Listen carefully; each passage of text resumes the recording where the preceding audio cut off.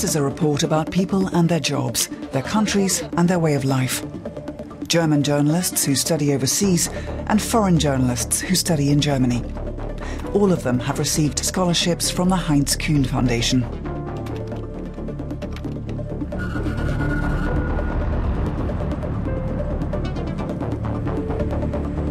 The foundation is named after a former state premier of North Rhine-Westphalia.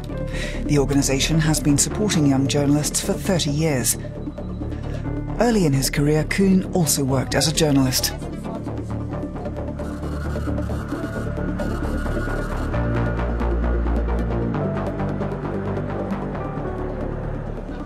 This is Deutsche Welle's Academy for International Media Studies. The Academy's curriculum includes courses for journalists. Rodrigo Rodenbusch studied here for 4 semesters.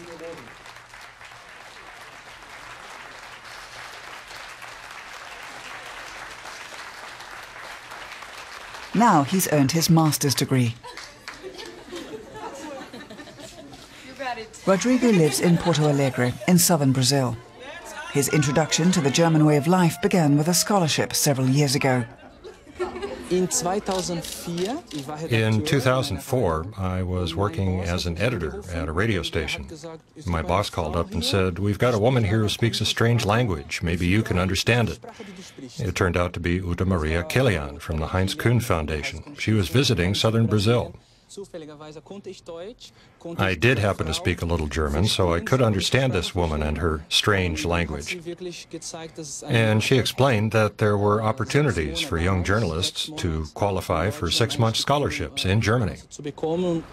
As one journalist leaves, another arrives. Bárbara Vieira from Sao Paulo has also been awarded a foundation scholarship. She's been in Germany only a short while. Bárbara and Rodrigo became friends, and now they're sad that they'll be going their separate ways. Rodrigo's scholarship has come to an end, and now he's heading back to Brazil. I met a lot of people here. I met another guy named Rodrigo. But I was a long way from my home, my family, and my job for 2 years. It was an adventure and a challenge to really master a foreign language. Our courses were always taught in German and English. It gave me a real sense of accomplishment. After 2 years, I'm going home, and I can say to myself that I've really accomplished something here.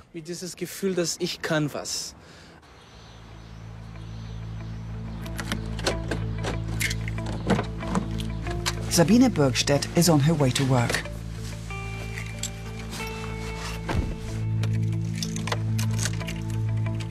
But her career as a journalist is about to change. She's going to work for several weeks in the Sultanate of Oman.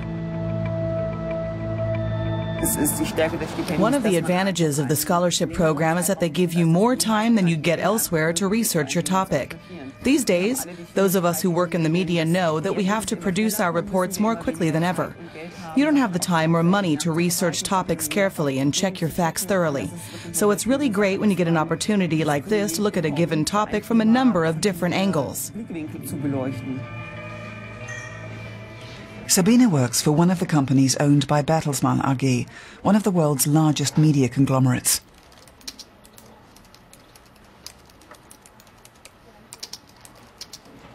She's been an editor here for 5 years, on the staff of 2 magazines that promote natural foods, cosmetics and medical supplies.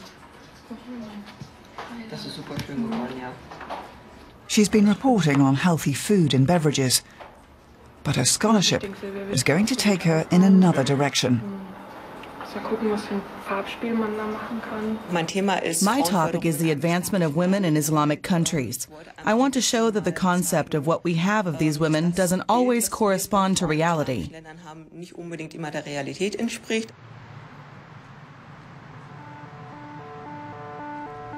Meanwhile, Bárbara Vieira has settled into her new surroundings quite well.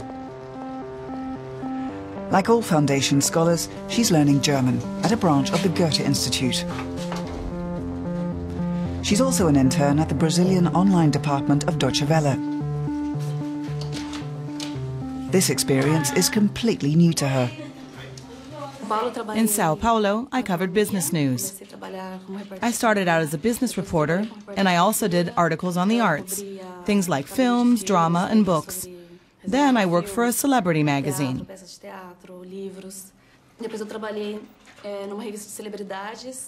The great thing about the scholarship is that I get to write about things that are unfamiliar to me, topics like international politics and culture. I've learned a lot.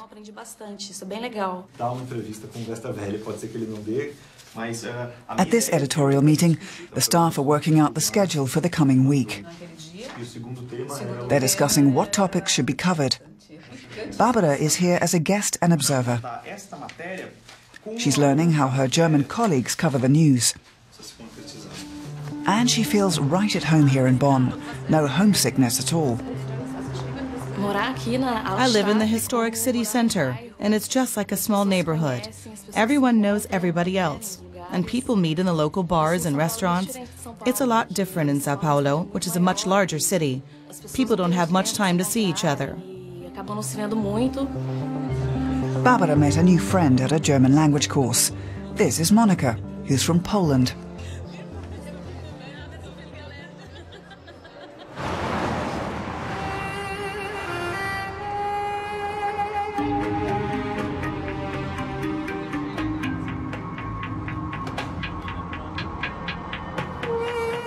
We're going to visit a clan today? Yes, the Al-Hajri clan. There are many clans in the Wahiba Desert. Wahibi, Al-Hajri, Al-Amri. Sabine is doing field research for her report. She and Ibrahim al-Balushi are traveling through the desert on their way to visit Bedouins of the Al-Hajri clan.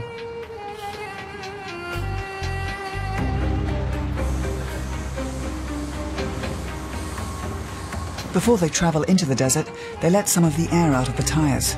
That makes it easier to drive in the sand.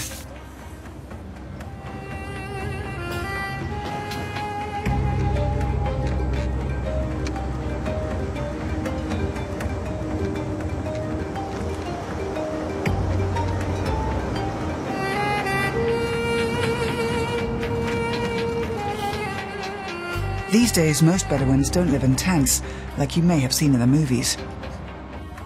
They live in proper houses near the desert edge.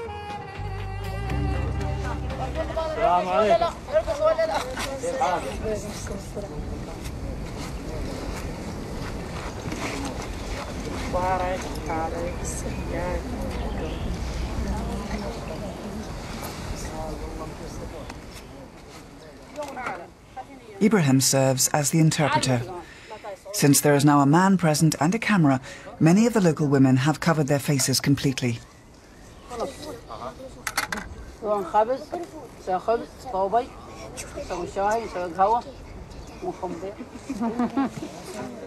When the children have finished their schooling, do they move to cities to take jobs?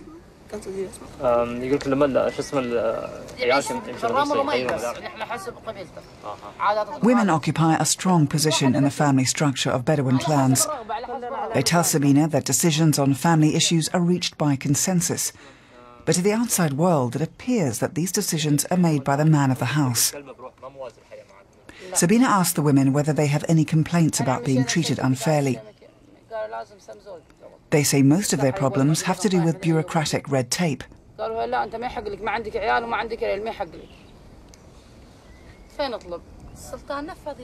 Sultan Qaboos is a generous man, but his decisions on behalf of his people are not always carried out properly.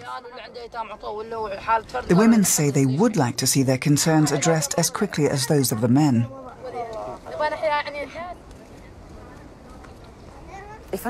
I was quite interested to learn that even though these women now live in houses, they still prefer life in the desert. They say it's simply better there. Okay, the older woman says she likes living in a house because it's got air conditioning. When you get older, you like to be comfortable.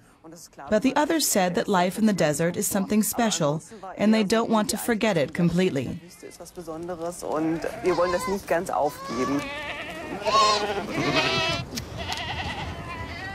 The Bedouins make their living by breeding livestock. The men tend the camels, and the women look after the goats.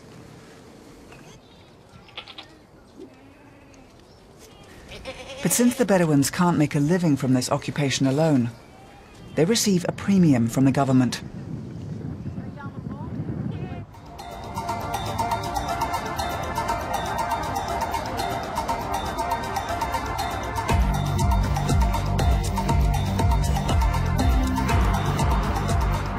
Half a world away is the concrete desert of Sao Paulo with its 11 million residents.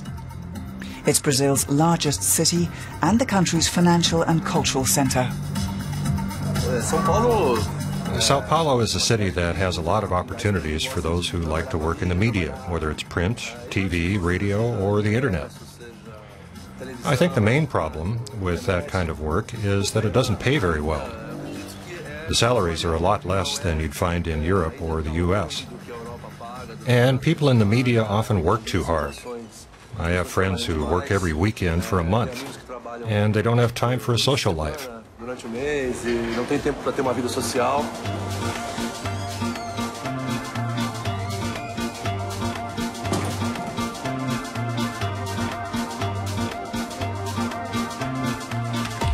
Marco Losso was a Heinz Kühn Foundation scholar several years ago. He still has fond memories of the time he spent in Germany. He's worked for one of Brazil's largest newspapers, the Estado de Sao Paulo. Now he works for a smaller paper, the Primeira Meio. Our goal is basically to get people to think. For example, to think about what they can do to protect the environment. We want them to think about that more often and about recycling all that stuff that they've got lying around the house. We also want them to learn more about the various consumer markets. Marco works for a newspaper that's heavy on advertising, real estate, cars and motorcycles, and second-hand goods. Marco calls it a paper with substance and high standards. He started out at the paper as a project assistant and worked his way up to managing editor.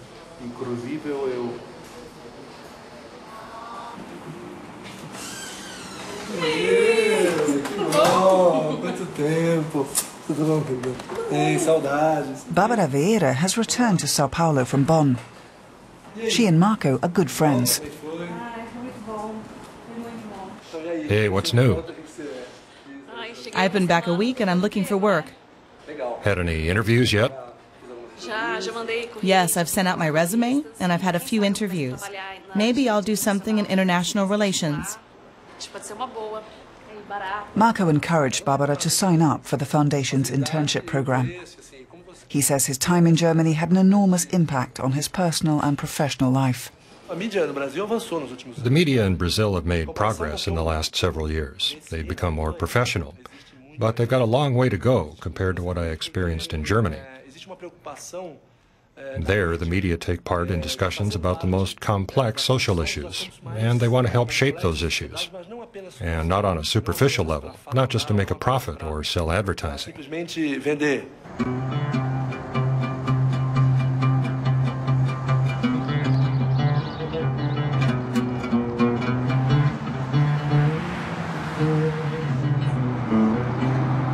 Yes, we are now on the way, and I will give you now to drive over to Sabine is visiting Muscat, the capital of Oman. It's located in the northeastern part of the country.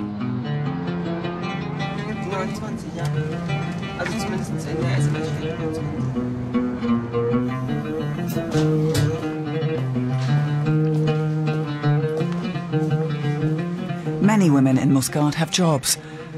Sabine has an appointment to meet Mahfouda Al-Sulemi. Hello. Mahfouda is a fashion designer. She's put her collection on display here in this office building, but only for the time being. She plans to set up a showroom soon in a local villa. That place. Okay, and this we call it the faris.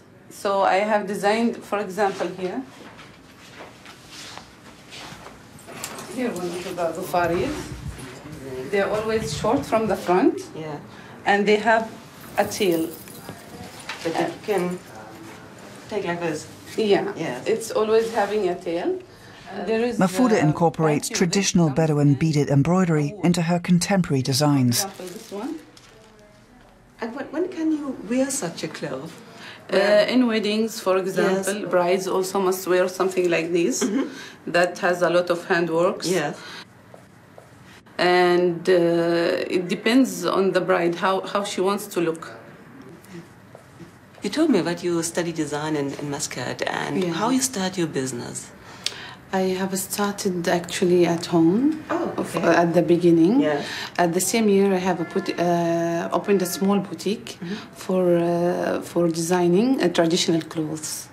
It takes a lot of budget to start this business. We can get it from a bank, and from the government you can get also one loan, so you can start a small business of yours.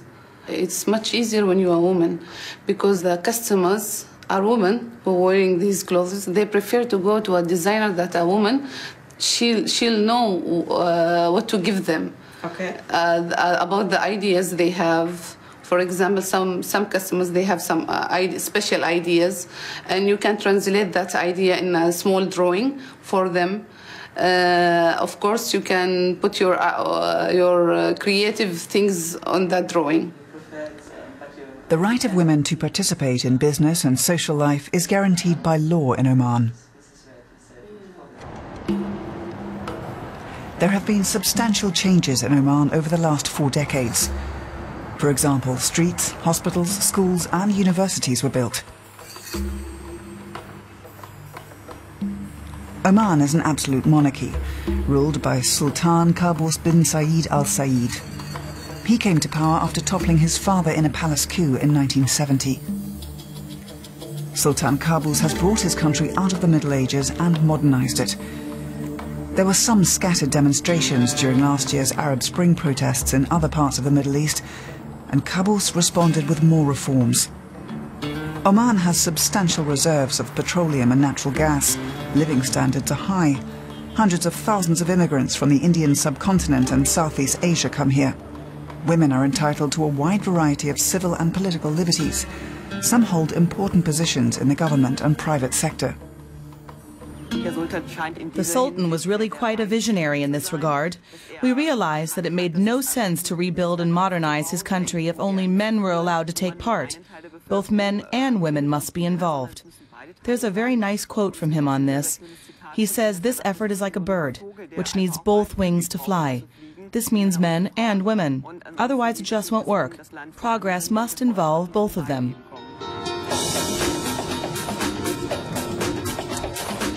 There's a saying in Brazil that you work in Sao Paulo, but you live in Rio de Janeiro. There's a lot to complain about in this city if that's what you want to do, but there are also a lot of positives. There's a lot of culture here.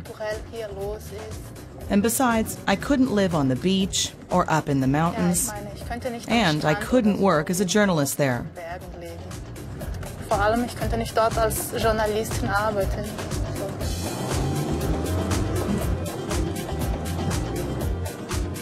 Marianne Wenzel is on her way to the office.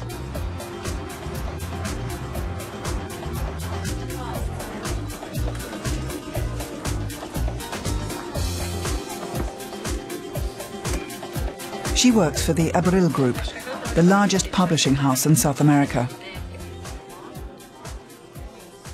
In 2004, she was awarded a scholarship to study in Germany for 6 months. She polished her German language skills and worked as an intern at a newspaper in Bochum. Now she works for a magazine called Arquitetura e Construção, or Architecture and Construction.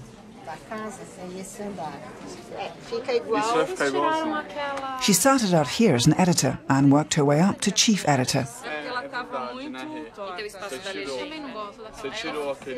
The magazine is aimed at people who plan to build a new home or renovate an old one. What we try to do with this magazine is to show average people how important architecture can be in their daily lives. We do that with various projects involving homes. We believe that when people find that they can use architecture to improve their own living quarters, they'll also see that you can use architecture to improve a neighborhood, or an entire city, or even an entire country.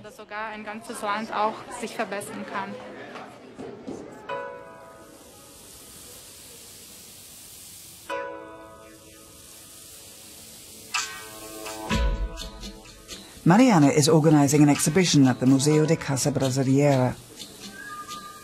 It features houses, museums, schools, social institutions and urban development projects.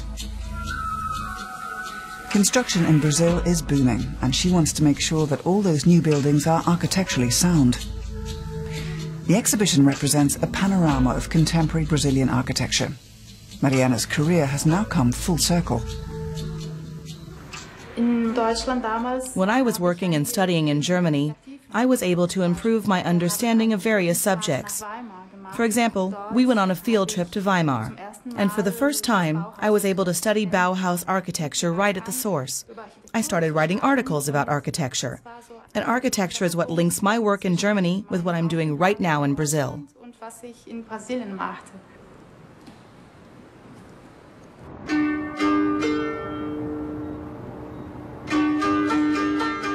Back in Oman, Sabine is traveling from Muscat to Nizwa, one of the oldest cities in the region. It was once an important trade and cultural center. I wanted to meet women from different levels of society and diverse educational and economic backgrounds and talk to them about their lives. These were just snapshots, but I think it's interesting to present a wide range of personal profiles. But I didn't want to make any general statements like, all women in Oman have the opportunity to achieve such and such. They may have that opportunity in theory, but it's up to the individual to use that opportunity. And I wanted to talk to women who did use it. I'm glad you speak German so well. A little. More than 50% of the university students in Oman are women. Taiba, Suad and Hajir are studying German at Nizwa University. After they graduate, all three of them want to start a career. And as far as marriage goes, they will only consider men who would support them in those careers. Oman is expanding its tourism industry, so studying a foreign language will probably pay off for these women. I'd like to get my master's degree and then work as a diplomat.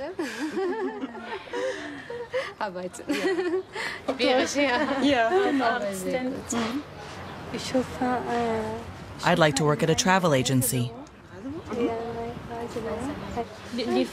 Women here can do whatever they want. They can drive cars, even taxis.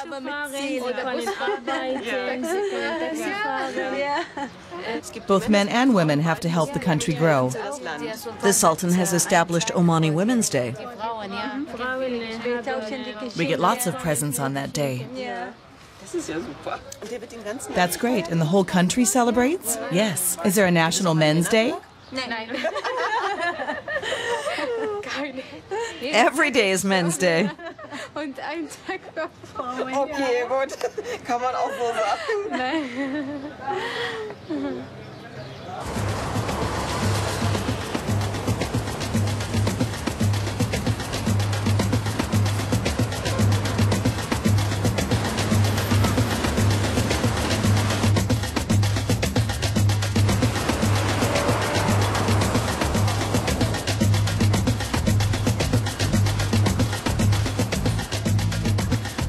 Rodrigo and Bárbara are happy to see each other again.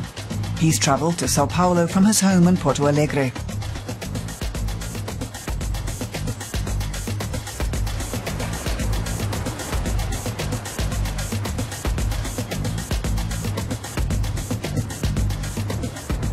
It's the first time they've seen each other since they were in Germany. Rodrigo thinks that São Paulo is too noisy, crowded and stressed out, but Bárbara managed to convince him to come for a visit.